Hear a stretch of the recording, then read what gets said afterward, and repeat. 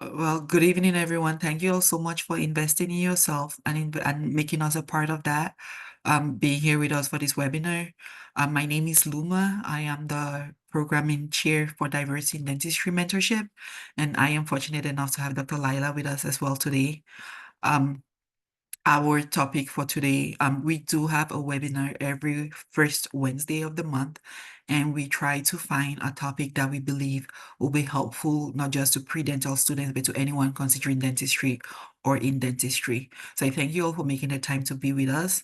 I would like to see if Dr. Lila, oh, and she just got disconnected. When she gets back, I would like to see if she has something to say, or just some words of encouragement for us.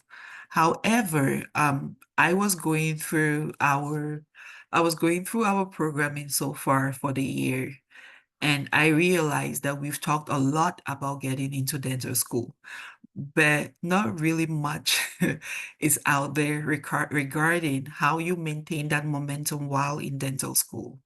We have a lot of, we hear a lot about how to get that application done, and we we have a lot about how to get the application done, how to get the right things into your resume, how to get your application all set up, but we do not have enough about when you are in dental school, then what?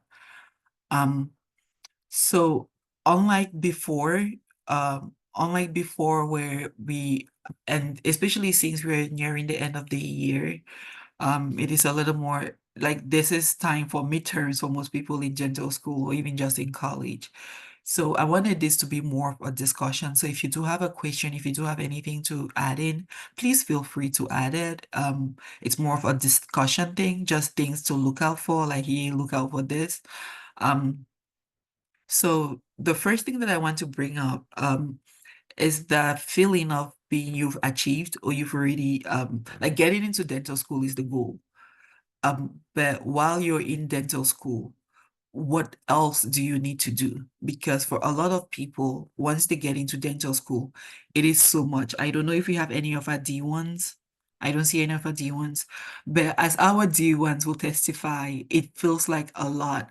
I usually joke that it is like drinking water from a fire hose. It is a lot that it makes you forget about what else you need to do. But I just need you to remember, like in this time, you're getting those volunteer hours in, you're getting that extracurricular involvement. That should not stop while you're in dental school. However, how do you do that when you're drinking from a when you're drinking water from a fire hose? It is important as you make your study habits to make your extracurricular habits that fit into that study habit. Because I remember for my class, it was after we started that it was explained in detail the opportunity to get an MPH as well. And for several of my classmates, they could not do it because they had not kept in touch with their letter writers because you still need a letter recommendation, which is very easy because you're so caught up in trying to survive dental school that even just something as your recommenders, you are not in touch. However, if for some reason you want to do a residency after, will you be going back to get your recommendation from someone that wrote your letter for dental school?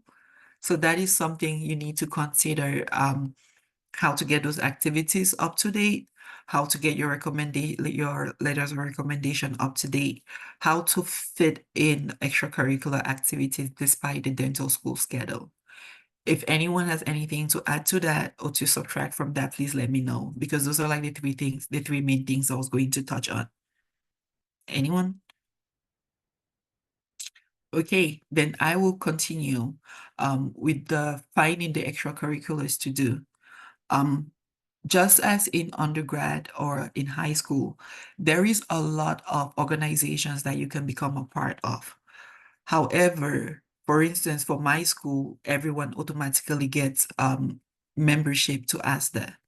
However, when you do join those organizations, as you all know, one of the things you try to add in your dental school application is like what leadership position you had in that. So if you join those organizations, try to make sure you're not just a member, make sure you're an active member. But how do you become an active member, especially in situations where you usually have like the D3s and the D4s taking up all the leadership roles? So how do you become active, or how do you make yourself stand out? The best way for doing that is just doing a little extra. And I'm not saying like go to every event or but that one event that you do take part in, make sure you do give it your all. For instance, for me, for example, I really cannot take part in a lot of activities during the weekend because my kids have weekend activities. However, if it's during the week, I try to show up, I try to be a part of it. If you are going to take part in just one activity, do be involved in that activity. If you're going to take part in any organization, do be involved in that organization. You must not join everyone, but join a few because you still need those. For each of those, for each of those, you have a faculty advisor. You have somebody that might be that connection, because like the Texas schools are small that have about 80 students, but there's some other schools that have 100 plus. So how do you make that connection now with someone or some faculty? Like, it is amazing to stand out academically, but I'm sure, as most of you have noticed, a lot of these programs are looking at the holistic picture. So how do you stay involved in a way that is not only academic, that goes beyond that? Um, I will go to the Gabrielle, do you want me to read it or do you want to get off the mic? Hello, good evening. I don't have the best Wi-Fi right now, It's so that's why okay. I'm just using the chat as a safe and Okay. yeah. So so Gabrielle is asking, like, how do you avoid burnout with being involved in activities while in dental school? Um, Burnout is real. It is something that I am still learning how to say no, how to set those boundaries. However, one of the things that a lot of the people I talked to before this webinar who could not join, which is unfortunate, it is prioritizing, like, for the things that you're passionate about, put in that energy. Um, the quote that Dr. Williams gave me was, when there is passion, it's very hard to get burnout when you're passionate about something. So you make the time. You make the time, but make the time with the boundaries. Because it's a lot. Like that drinking from the fire hose, it is true. The amount of information at the same time, it is overwhelming. However, it is really a disservice to yourself if you're limiting yourself just to academic. So if you feel as if you're about to crash, which to me is almost every other day, be kind enough to yourself to take that step back and be like, I really want to do this, but I cannot. Um, the phrase that I have been using a lot, I do not have the capacity for that as much as I'm passionate about it. It does not have to be dental related activities. For instance, I'm doing public health. I'm doing an MPH as well. I am part of the West Texas Public Health think tank. It does not have to be that. I spend a lot of the time as an immigrant. I spend a lot of the time at the migrant center. It does not have to be like, just think about it this way. The same way that it's an important part to have like to turn in a holistic application for dental school. Believe you me, it is the same thing for after dental school life, because we don't really think about that. You think the common conception is that it is still the license. I'll have that license. However, it matters a lot how you can use that license and who you can have to help you along with using that license. Does that answer your question? Yes, thank you. And then can you hear me well? Yes, I Just can. okay, perfect. And then say that you reach the breaking point of Mm, burnout where you like feel like you can't get out of it. What are some tips that you have or anyone can chime in with that to pull yourself out of that? Because I've noticed that right now in the application process, mhm, like I'm just now waiting to prepare for my next attempt for the DAT and then anxiously waiting for the schools to get back with my first attempt and the rest of my application since that was submitted.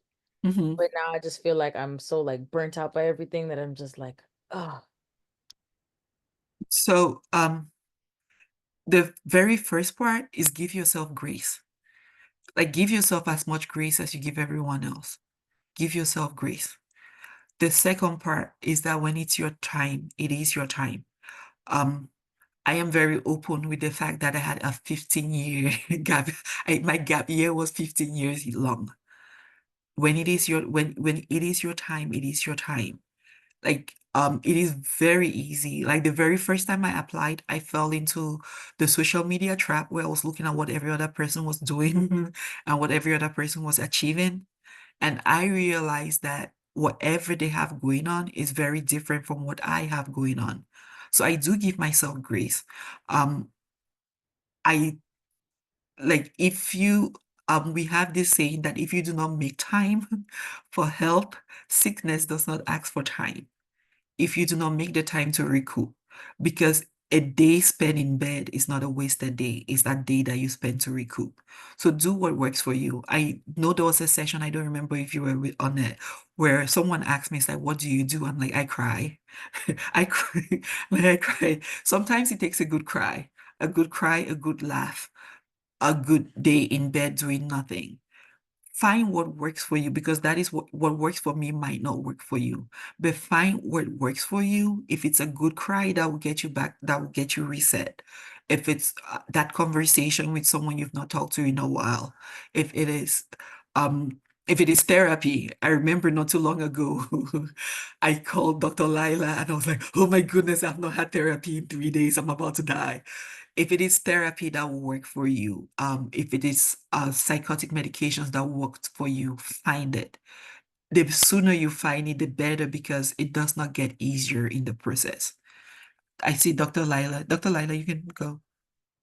Oh yeah, no, you definitely said everything. And I'm so glad you're asking that question because we we will sometimes find ourselves in burnout at different times in our journey, and just being aware of it is the number one thing, and looking to see what it is that's causing the burnout. So you've been through a lot, you're probably up late working on these applications, worked so hard on your extracurricular, you did it, but where were some of the things that you kind of left off as far as, things that needed to feed you, and how you were kind of stretched so thin in different areas of your life? This is when you need to reassess everything and look at your calendar, look at where you're saying yes to things that you really don't want to do.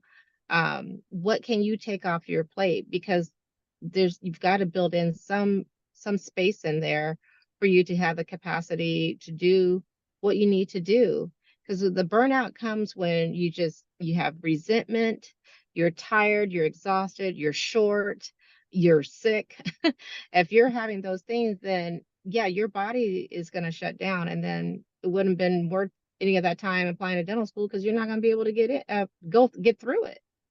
So finding time to get rest, taking things off your plate. Most of the times we have burnout when we don't have boundaries. So if you don't have boundaries now, it's only going to get worse as you progress along your journey, especially in practice.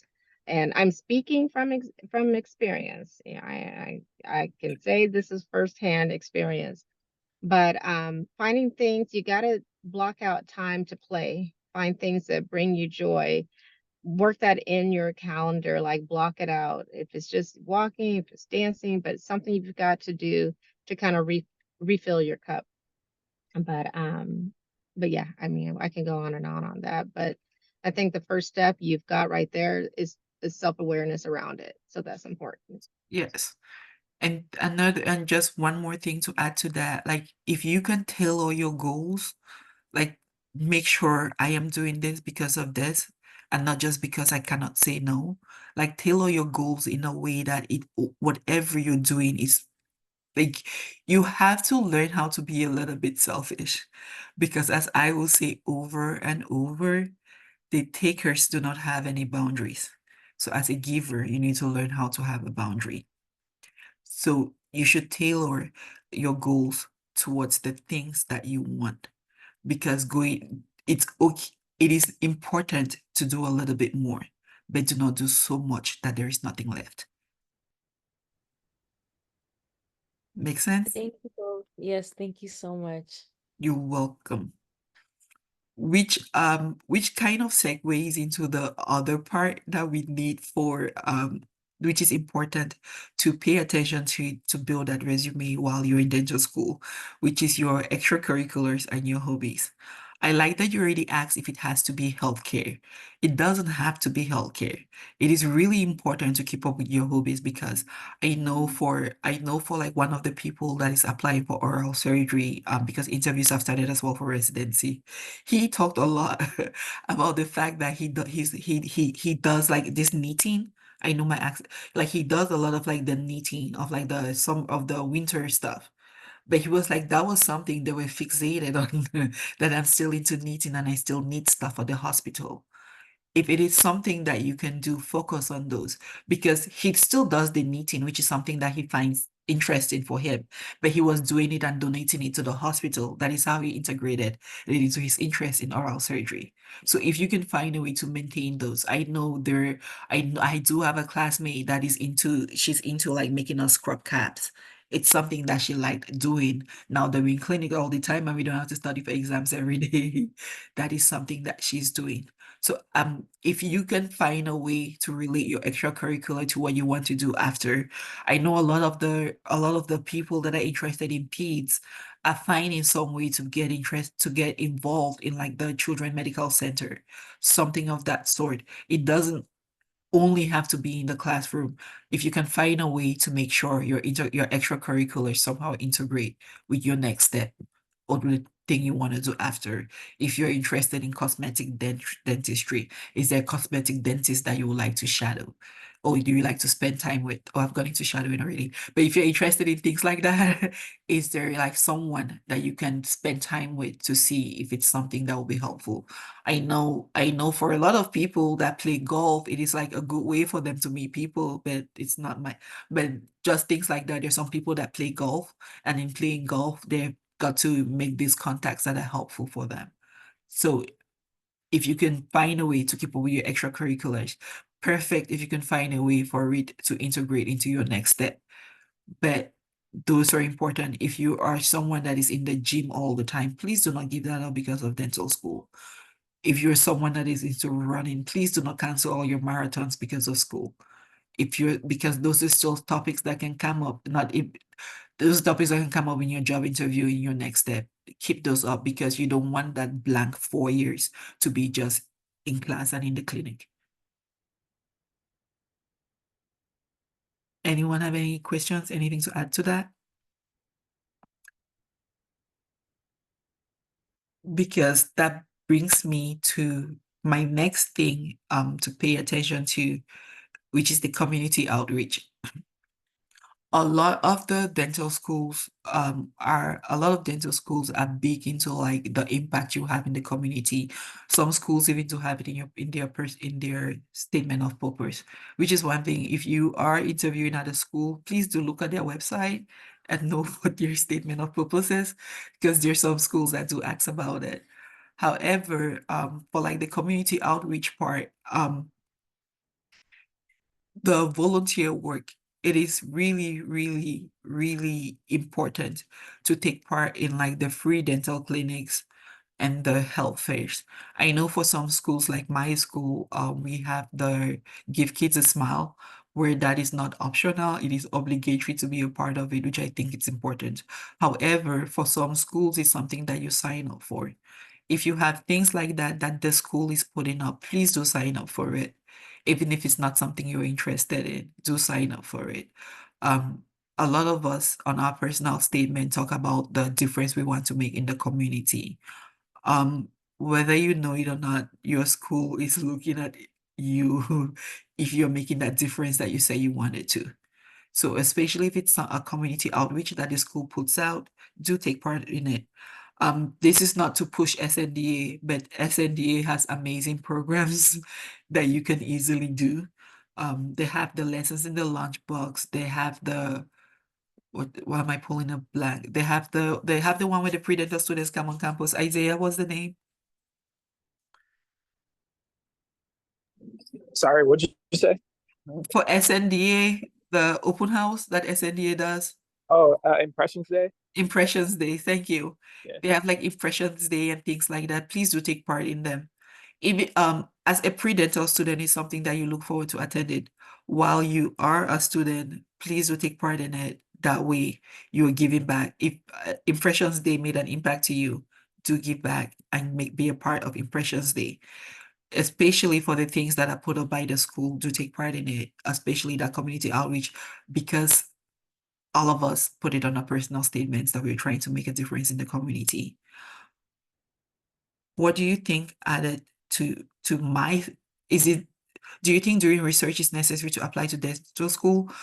To apply to dental school, not personally, I think not so much. However, while in dental school, I think it is important. There's some schools that make it a part of their curriculum. Like for my school, it is part of our curriculum to do research. However, even if you're interested just in the advanced general dentistry after dental school, most of the post-dental programs require for you to do a research. Almost every residency program requires for you to do a research. It will be very helpful if that is not the first time you're doing it. Very helpful, because the process of the research process, just the IBL process, IBL approval, it is something that you like to, it is important to have the experience in. I know for myself, I went as far as doing the clinical research coordinator certificate, just because for a lot of the programs, they are interested in seeing that they do not need to assign you a coordinator. You can handle that, because almost every residency program has a research component. So if it is an opportunity that does show up for you, please do it. If for anything, just to add it, if for anything, just to make you stand out, we, if for anything, just to make you stand out, I'll leave it at that. But if you have the opportunity to do research, do it. If you have the opportunity to even get added on an existing research, do it, just to understand how it works. And I do know for a lot of my classmates, they're like, I would never use it. There is a lot of benefit as a dentist if you can do your own research, or if you can get on like the Colgate researches or on the Tylenol research or on any of those. We have Dr. Berg, who is one of the advisors. He's one of my mentors. I don't even know how to quantify Dr. Berg, but he's amazing. But a big part of his career has been on research in dentistry. And he will tell you, if it's even just to sniff a research, do it. He will be a good person to talk to us about research, because a big part of his career is like research in dentistry. Understand that dental school teaches you how to be a clinician, but there is so much more to dentistry than chairside dentistry. So if you could do research, please do it.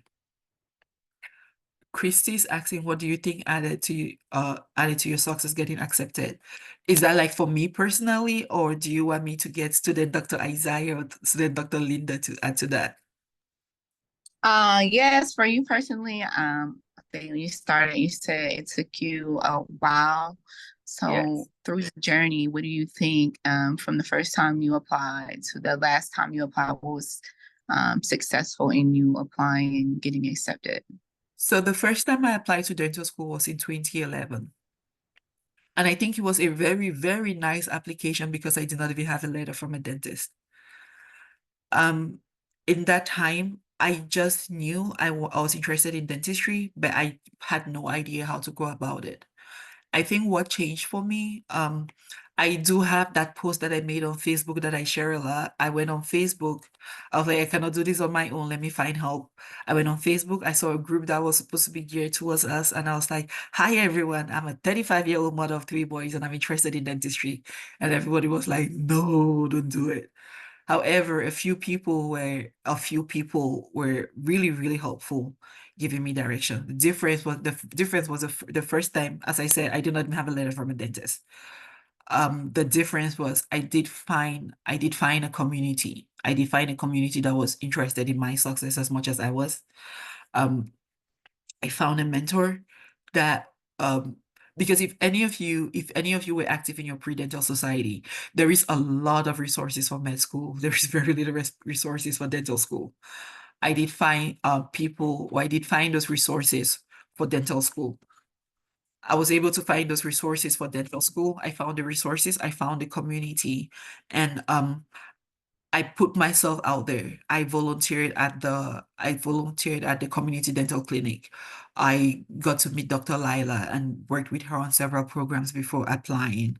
I got to understand the holistic approach that the schools need and positioned myself to be. My application was different. My first application was purely academic, but my second application, I could talk about being an elder at my church elder at my church and leading youth Sunday school. I could talk about my experience with the community dental clinic. I could talk about so much more than I did the first time I applied. I don't know if student Dr. Lewis or student Dr. Benson would like to add to that. Shall I choose who will speak first? Okay, Linda, are you in lab? Linda, can you talk? Isaiah? I mean, Okay. I Hi, guess I'm I here. get, I I'm guess so I can, sorry. yeah, sorry. I stepped away for a little bit. It's okay.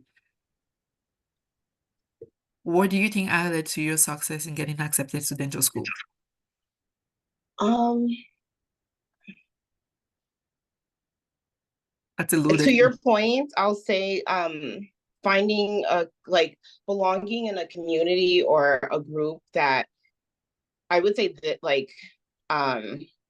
belonging in a community and a group that is rooting for you and supporting you through the journey and encouraging you. I think that was really beneficial because it gave me the confidence to know that I was good enough to apply to dental school, because prior to that, the first time around, I didn't think I was good enough, and it showed in everything I did. So just finding a group or a network that really supports you. I think. Okay, thank you. Isaiah? Thank you, Dr. Benson. I like the sound of that. So proud of you, Dr. Benson. Yay. Thank you so much. I think she's sick of me calling her student Dr. Benson. Okay, Isaiah?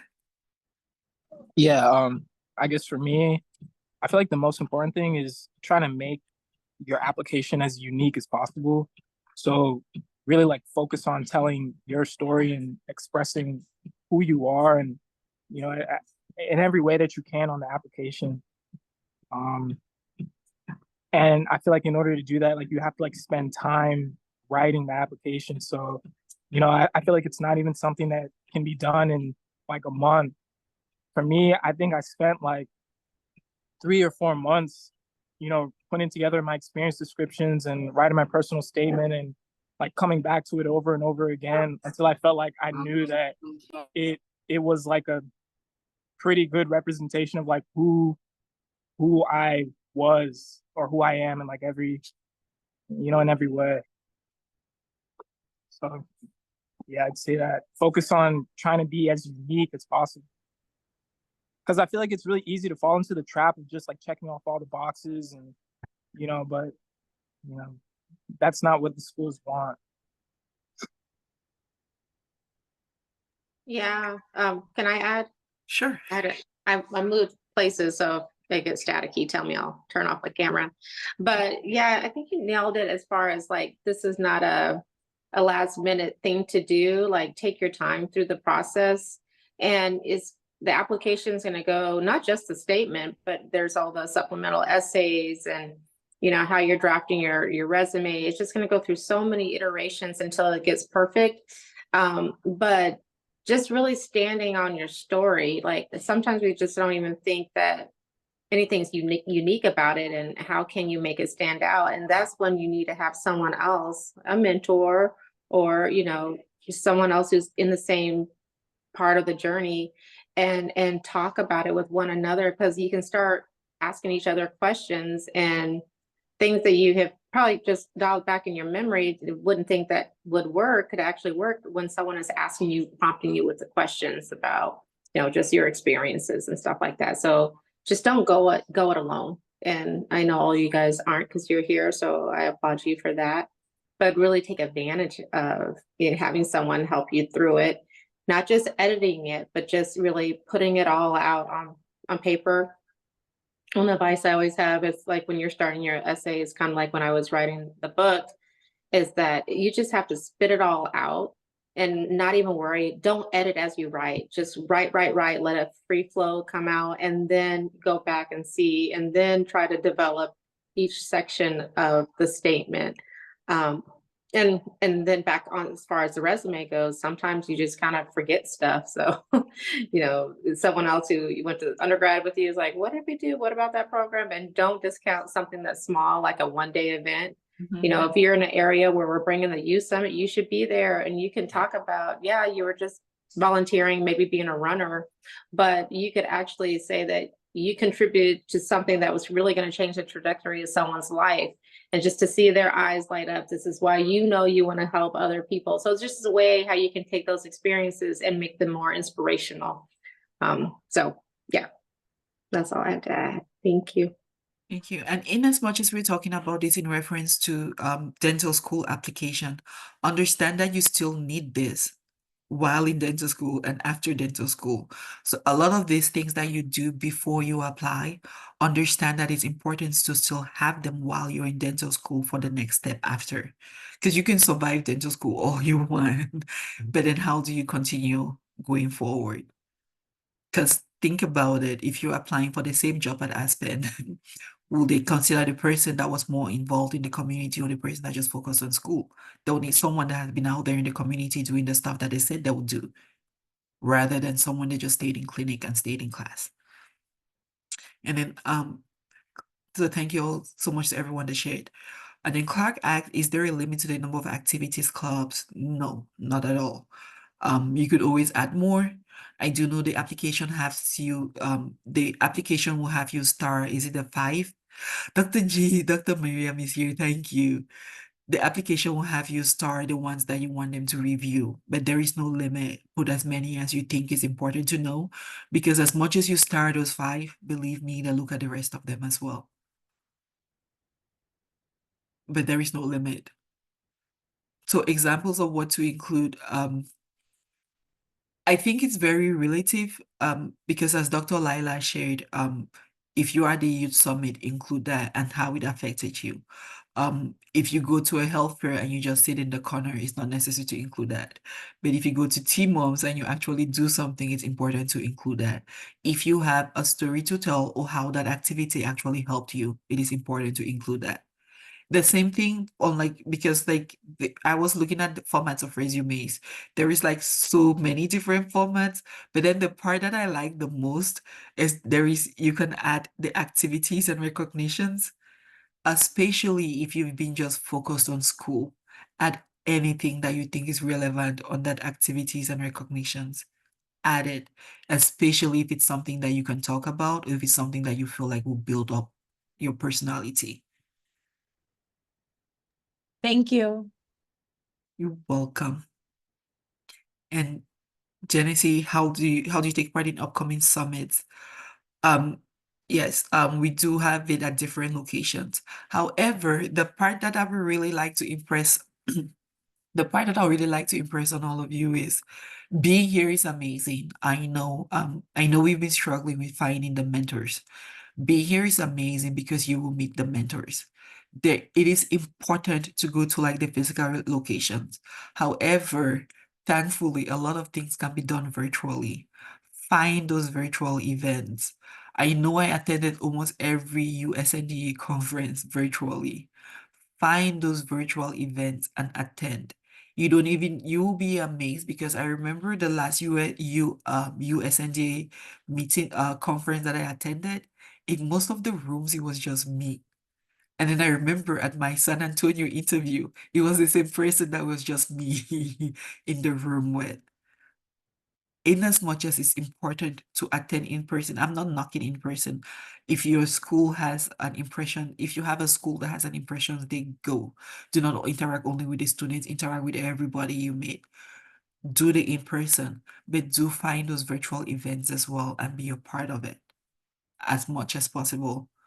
find that in person, but find the virtual ones as well, because find the in person, find the virtual. Yeah. And the last item I had was about focusing on your leadership and involvement. We've already talked about involvement as well as we've already talked enough about involvement. Find opportunities for leadership. It is a lot harder said than done, but there are opportunity if there is, as we have talked about, like your hobbies and your interests and things like that. If there is a way to start that club, do start it and find some leadership in it. If I know for myself, my SNDA is like really small and very limited in what we can do. So I got into national SNDA because I want that opportunity to be able to do something at that level. Find those leadership opportunities and get involved. It is more important than you can know. Find those leadership opportunities and get involved. If it is not something that you can do, be able to highlight the opportunities that you've had to be a leader. Even if it was just being if it was being the first kid and having to take care of your younger siblings, be able to highlight that.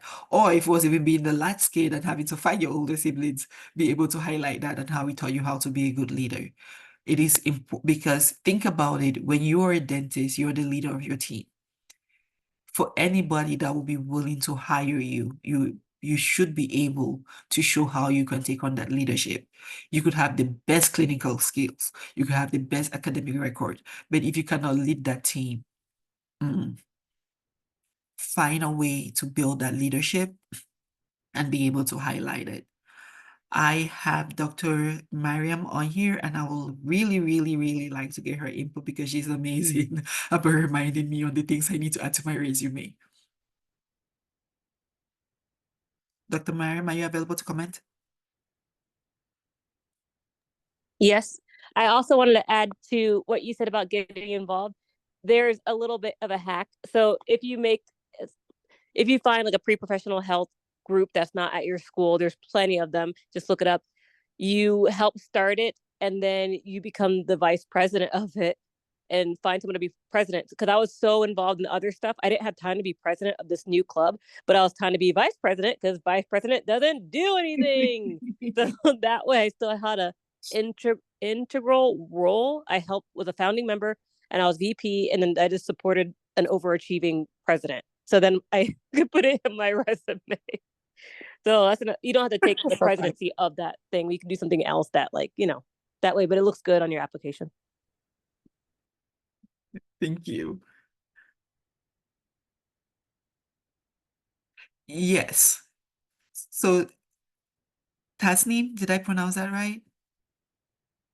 Tasneem asks, when you talk about resume, this is different from a personal statement, right? Yes. You do have to have your resume, which it is like a snapshot of like the things that you have done. And then the personal statement, you can go into as much details. However, when you're applying for jobs, they're interested in just that resume. You could put a little more about you in your cover letter, but they just want to see that snapshot of the highlights of things that you've done. So that is different. Even for your application for dental school, they're expecting you to have one. It can be as skimpy as possible, but after dental school, it is important to have a lot more information on it. If your dental school application resume is the same as your dental school graduation resume, then we need to have a talk.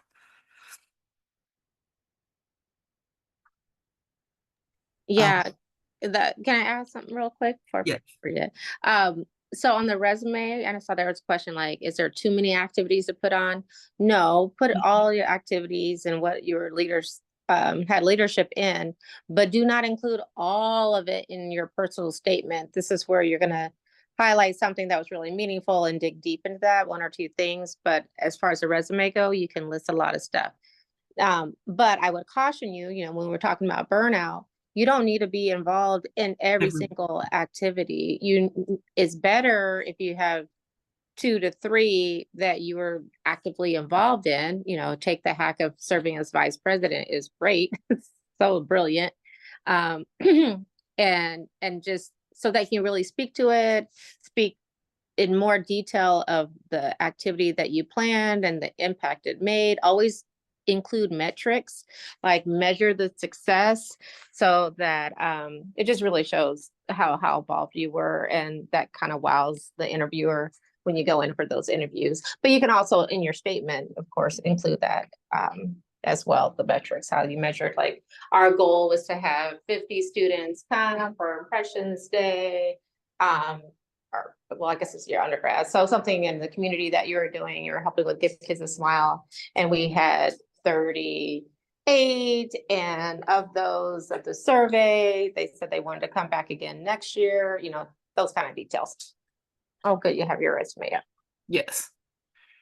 So just like a snapshot, but this is an older resume, but it has your education, your experience, and I don't think this one has activities and connections. But it's usually advisable if you're an older student like me to go back 10 years. However, include everything that you believe is relevant in it. So this is not your personal statement. This is like a highlight of your achievements. Does this help? And getting out of dental school, it is important to have things that are relevant to dental school or something you have done in dental school. Because as I will keep emphasizing, the resume that you send in with your dental school application should be different from the one you send in when you're applying for residency or when you're applying for a job after dental school. Does that help? Yes, thank you so much. You're welcome. Also, like, I feel like I have a lot that I have done so far. I'm also like involving in like a lot of clubs and like, you know, community volunteering, but like I don't know how to put that in my resume. Like I don't know where to start. Okay. If it will help, I could email you mine. Okay, yeah, thank you so much. You're welcome. Dr. Miriam, do you have anything to add to that? She's always that's giving me the tips. yeah, I have my cat here. He's arguing with me, but I think the cat attracted me to go back. Anyway, this is recorded. No, I agree. I agree with that. All that they mentioned. Make sure to stay involved in everything that Dr. Hishaw said. It's very, very, very important as much as you can. And you don't have to be. She made a good point. You don't have to be overactive in everything because I used to think that, but then they actually like you to be really focused on a few endeavors and that you help out in others, but not, they know that you can't be president or like have a high role in several things. They know you're just putting that on your CV or resume just to look good because like it's not possible. Mm-hmm. So you have to make sure everything sounds and looks realistic too.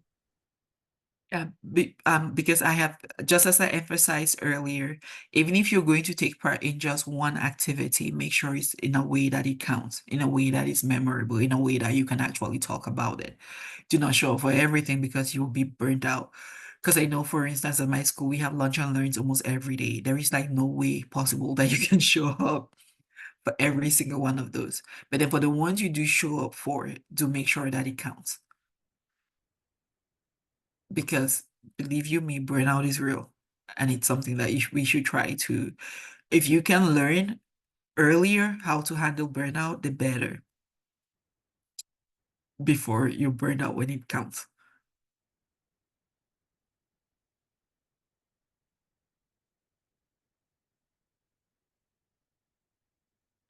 So we are coming up on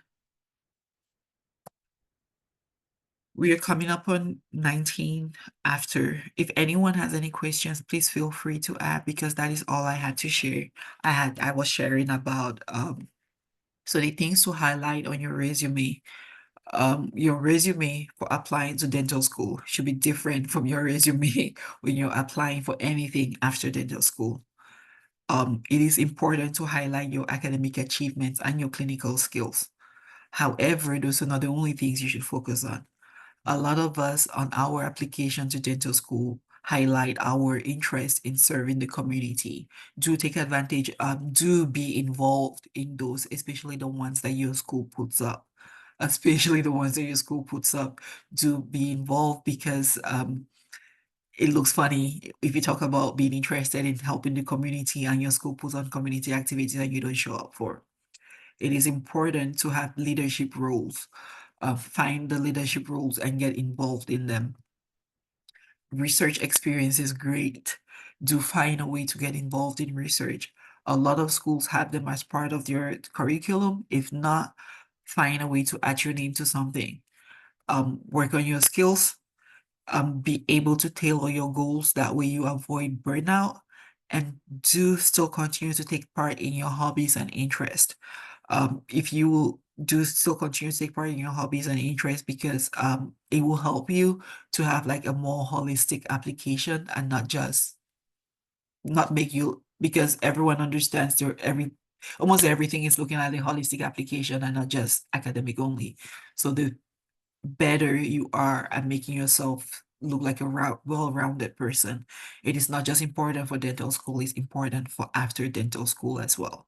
And if you are interested in a copy of a resume, mine might not be the best, but it might help you figure out how to squeeze a 15-year gap from undergrad to dental school. So that Yeah, is I had a couple of things. When you were talking about the activities, what was I going to say? What was I going to say? Oh, I knew I was going to forget it. Do that. I write everything down. I know. All right. Well, anyway, I'll go back to that in just a second. What was it though? It was something good. Okay, it'll come to me. But I was going to just touch on Chat GPT and Oh. how we can use it to help. That is okay. So when you are, the resume it's not this part where you have a long, lengthy description explanation is really listing it, but you should have a 1 sentence or 2 sentence sub descriptor after like an activity. And that is where like you can put in chat, like write a 1 sentence descriptor on the impact that volunteering with the hunger walk was. And, if you can't find that on the website or something that you did at the dental school as a volunteer or anything like that. So definitely do that, just so it just can help in that part, because you are doing it. You're just helping on making it more influential, motivational, and kind of inspiring. And then I don't know why I'm just so tired at the end of the day. There was something really important I was going to say. Oh, well, also it can help with the formatting too, but just like you have someone proofread your statements, have someone look over your resume. You want to, because I do quite a few letters of recommendations, I've seen a lot of different styles. Canva is really helpful. Anybody familiar, work on Canva for stuff? You can kind of see a template. There been some that is kind of in columns and colored, but it's just easier to kind of pull out some information, so it's not so wordy. So look at that. That's another tip. And yeah, I'll come back to what else I was going to say, something about activities. To add to what she said about the resume, yeah, I almost wish that they would standardize how they want these students to put, because there's so many different styles, and some people put their picture, don't put their picture, but make sure you do it as average as possible, but also unique. It's tough. But some people, I've read ones that practically have everything on your social security number on, like, whoa. Like, you don't need to put all that. People put in like all the houses they lived at and all this stuff, like their phone number, and then their email. Make sure also everything's super professional. Look up CVs, look up what's common. Don't put extra information on there and jam pack it with stuff from like when you were 5 years old. Not necessary. And then also the email, I still see ones where they put their personal email, yes, spunkybaby234 at Yahoo. Like, don't find a professional email at this point. I just standardly always use my mglavash at gmail.com. This something professional. It has your name. It's a little bit memorable because it has your name. It's easy, not like spunkybaby82 or go Knowles or go Hurricanes 84-900. Like, make it simple, y'all. Yeah. Okay. And The last question is something that I would like to talk about. Please be about how to become a mentor. So the thing that saved me, because someone asked what changed for me. What changed for me was finding a mentor. I think it is like really important. It is having Dr. Laila and Dr. Glavash on here. Like you all do not understand. Like I being in clinic all day and making time after, it's really it's a sacrifice. So I believe that with our growth, we've come to a point where we do not have enough mentors for the mentees, which we are doing our best to match. In the next few days, please look out for the emails from me. We are doing our best to match mentors to mentees, but as you can imagine, there is not enough mentors for mentees. However, the good news is for a lot of the people that do attend our events, they get matched on there. That mentor that has not signed up for one-on-one mentoring might agree to mentor you. So that is a way to find a mentor. Our mentors are not only at our youth summit. It is amazing for the kids. If you can attend a youth summit, do attend it. These are middle schoolers and high schoolers that have a lot of them say they've never considered dentistry, and it gives them the chance to consider it. So for those kids, you can be their mentor. Mm. However, for the pre-dental path, that is, as I shared the first time I applied, I did not have someone that could write a letter for me, because building that relationship with someone that will write your letter, it takes time. It is hard to do when you go to an office and talk to the office manager to try to meet the dentist. However, if you're turning an application, we will reach out to you as soon as a mentor becomes available. The part that I am begging you not to do is to turn in an application and just sit and wait for you to be matched. We have our social medias. We have a lot of other activities where a lot of the mentors that do not do one-on-one mentoring are available and are willing to help you. If you have a singular question, you have about 2,000 people on Facebook that can answer you. And I encourage that, because what changed for me, I had that screenshot that I went on on some page on Facebook and introduced myself as someone that is considering dentistry. And that is what changed for me. It was at 2 a.m. in the morning on a random weekday, and that is what changed for me. The difference is that the diversity in dentistry, you have people that even if they will not sign up to be a one-on-one mentor, believe you me, if you post something on there will be someone that can help you. They might not have the time to mentor one-on-one. It is a Yeah. time commitment that a lot of dentists do not have. But you do not know who is on there. You do not know who has that resource that can help you. If it is a particular thing that you're looking for in a mentor and you've not been assigned a mentor, please take advantage of it to ask, because you do have that community of people that are willing to support you.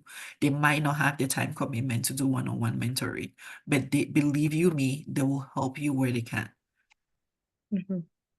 But that's going to change, because we're going to be going to 8 summits next year. We're always recruiting new mentors as we go along.